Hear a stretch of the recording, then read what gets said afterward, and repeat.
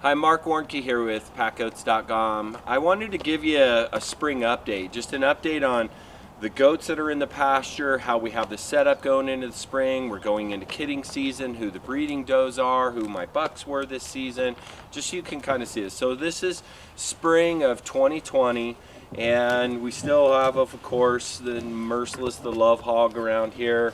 My veterans are still here. Thorn's here. Noah's a 4-year-old this season. Mercy is 8. Thorn is 8. Ridge is 8. Come on over here so you can see the different goats. This is Thorn. You remember he's an Ober-Alpine cross. Beautiful, beautiful breeding. Have some of that coming up this year. This is his twin brother Ridge. Ridge is also really loving. Super go-to goat. This is a goat that I always use as an example. Everybody's trying to go for humongous. Ridge is 187 pounds. He's got more will and determination. He doesn't ever lead my string, or he does occasionally. He's not a great string leader, but he's got more agility and heart than any 200+ pound goat, and you'd have a heck of a hard time me ever giving him up, and he only weighs 187. So don't get all transfixed on giant goats. That's the end of the spectrum we really truly haven't tested yet. But this kind of 190 to 240 range, I think that's going to be our sweet spot, but we still got years of testing to truly know that. Here's Chester, my old boy, who broke his horn this winter. It's healed up well. It's got kind of a little nubby little sting on it. It actually still bleeds occasionally when he bashes. It hasn't in a while, but it looks like it's healed up well. He's in his 10th year packing season this year. He slowed a step the last couple of years, but he led my string all last year as a 9-year-old, so we'll see how he does at 10. I don't really have a lot of testing data on these older goats and how long they're going to last, and Chester's going to be one of our examples of what's possible. Gust over here is an Ober-Alpine cross. He actually has CAE. I don't think he's going to make it through this season. I think I'm going to have to end up culling him. He walked with a limp a fair amount of this winter. Last packing season he held strong and he did okay and he hung in there. I don't know if he's going to do it this year. I think I don't know. He's such a valuable packer. I hate to lose him, and I keep him around and I keep him safe and I keep the other goats safe from him. But he's an active CAE goat. If we move on over here, this is one of my up-and-comers. This is a 4-year-old. His name's Buster. A little bit of dating on myself. This is the first baby I ever pulled out of a doe. This is Raven's baby. And so he's 4 this season. He's in the high 190s. Last I weighed him, so I think he's going to finish right at 200-ish, something like that. He's got really crazy crossbreeding. It was before I knew anything. It was one of my first experiments. This is Mac. This is last year's breeding buck. He's a Saber Alpine. You can see as he's going into his 2-year-old year, he's really cool. He's got that short wheelbase we're looking for. He's got that nice flat back. He's got just that right amount of width, and he's got really super good attitude. Super sweet guy. Seems pretty smart. Mac's kind of a guy, I don't know quite how he's going to finish out, but he's definitely someone I'm really excited about. And this is Timber. Timber is out of some Alpine genetics I've been testing for a while now. He's a 4-year-old. He weighs in the low 190s. Honestly, I don't think he got his growth. I didn't raise him as a baby. I don't think he got what he needed to get to his full size potential. This genetic line will finish out over 200 pretty consistently.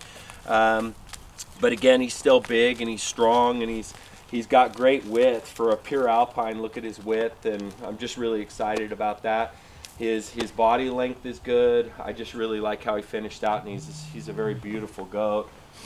This is Dangerous. Dangerous is another one of my CAE problem children that I just love him and don't want to put him down. He's actually, honestly, he's kind of a useless packer. He's small. He was sick most of his life. Everybody's being mean to him, but he's kind of hanging on because I love him and don't want to put him down, but he needs to be. And Noah is one of the pasture bullies now.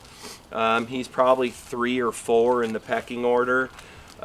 He is just brute strong. He is not what I'm looking for in terms of conformation. He's shorter than what I like, but he is proof that this Saber genetic really has something special about him.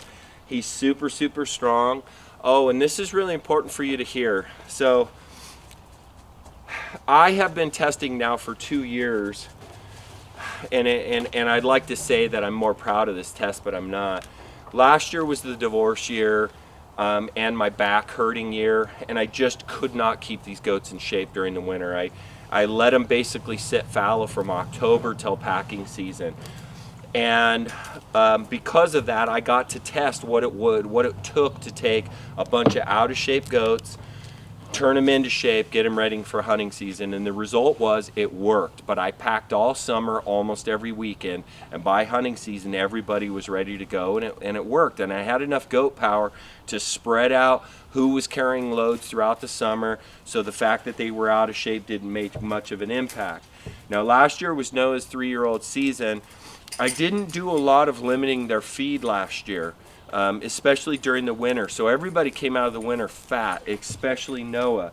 Now these breeds that are mixed with these meat breeds and that sort of stuff, my biggest concern is that we're breeding these adult goats that are made to eat and that they're going to get really fat.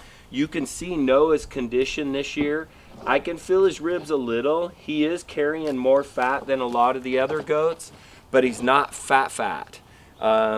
And so I have done a much better system this winter of, and again, this was not a conditioning winter. These goats were allowed an off season.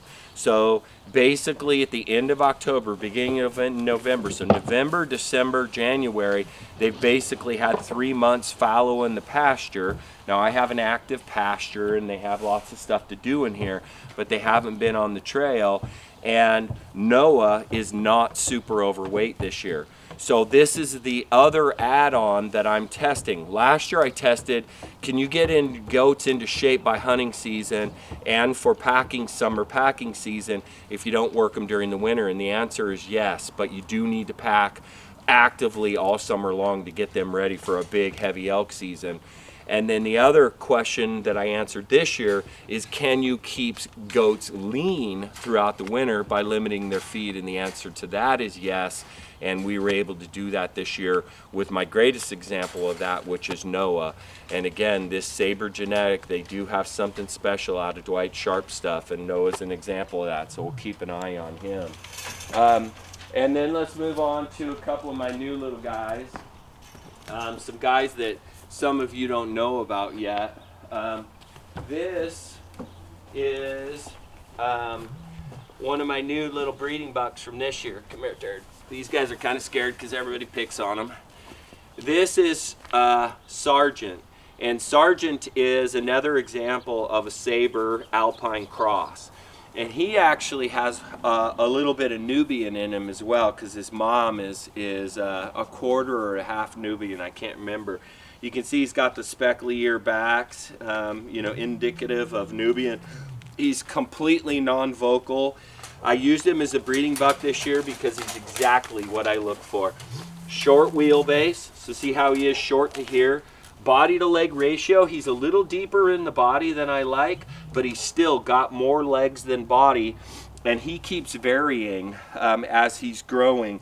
But he's been a breeding buck his whole time, and he's already over like that 120-ish range. So he's going to be a stud. He's super agile. You can see how leggy he's going to end up in his short wheelbase. I'm really super excited about Sergeant. He's got this really cool Wolfman Jack beard. I think this is going to be one of the most beautiful goats I have in the future. I'm just really super excited about him. And he's just gentle and loving, and his personality goes for a million miles. This is another goat that you don't know about. This goat's name is Flair.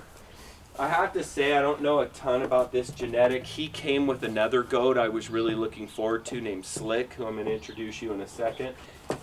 I don't have a ton to say about Flair. I don't think he's going to finish out very big. He's got a lot of will. He's a good goat. He's a 3-year-old this season. I kind of have a gap in that 3- and 4-year-old range, so I'm probably going to use him. But I'm not super stoked about how he's finishing out. He's just not big enough Here, get up there. His conformation is good, but you can see he's a little thin boned in the legs. I would say he's fairly standard alpine. This is not any genetic line that I'm excited about or anything like that, but again, I'm always testing. And then here's General, my other breeding buck from this season. Come on, get up, get up. Come on, General. This guy is really cool. He is my Ober Alpine cross. So he's who I bred with my really wide does that I wanted to give more length and narrow them up a little bit and get them a little more efficient. Again, you can see he doesn't have the short wheelbase that Sargent does, but he has the leg to body ratio I look for. He's much more legs than he is body. He still is pretty short wheelbase for a dairy goat, but again, he's that Ober Alpine cross. Not only are they beautiful, they have great temperaments, but they also have the agility and then the alpine edge that I look for. So I really like to mix this in, and these two were my breeding bucks this year, and I'm just super excited. They bred a ton of does in the Dwight Sharp genetic community, and these are both all Dwight Sharp genetics as well. And again, 90% of my herd is. So I want to take you over here and show you Slick so you can get an idea about a new goat I'm pretty excited about. This is Slick. He's my first Lamancha, and Slick is probably one of the smartest goats I've ever had. He's got a really he's kind of a weirdo a little bit, in that he's got this kind of weird, it's my first Lamancha, so I don't know if this is kind of representative of him, but you can see he's probably one of the best conformed goats I have. So he's got super short wheelbase, really good body to leg ratio. He's got way more legs than he does body. The only thing I'm not excited about is he's black, but we'll see. I still don't have a solid opinion on whether that makes a true long-term difference or not.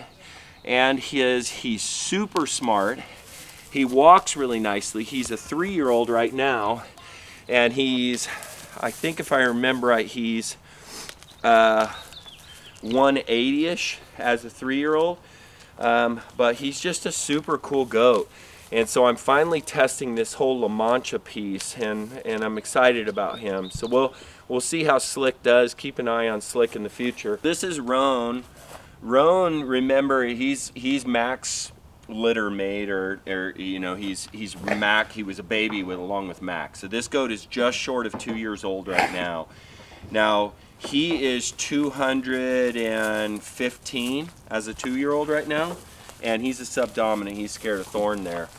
But the thing about him is that he's saber. He's got that peach color that I really liked about him. But this goat eats and eats. I mean, you can see there's Noah. Noah's 223 and a 4-year-old and a big goat. This is Roan. This goat is going to finish out somewhere in the 300-pound range. He's going to be 40+ inches tall. This possibly could be one of the biggest pack goats in the country, and so this is going to be my test. This is his 2-year-old season, so I'm going to have him on the trail. He is one of those goats, though, that has a giant rumen, and so when he eats, he looks like this big pot-bellied giant goat, and we're going to kind of just see how he goes. He's actually not super fat. He's a little fat, but he's not super fat. He's just got a giant rumen. So we're going to kind of get to see how this kind of a goat packs and what he does. And, you know, right now he just had his morning feed, so he's fatter than other. But Roan's agility is in no question at all. I mean, he jumps right up on the structures with everybody else. On the trail, he seems to keep up fine. But this is going to be my test of testing a goat and raising him on the trail that has potential to be a legit 300-pound packer that can carry a 100-pound load. So we're going to be testing that into the spectrum as well.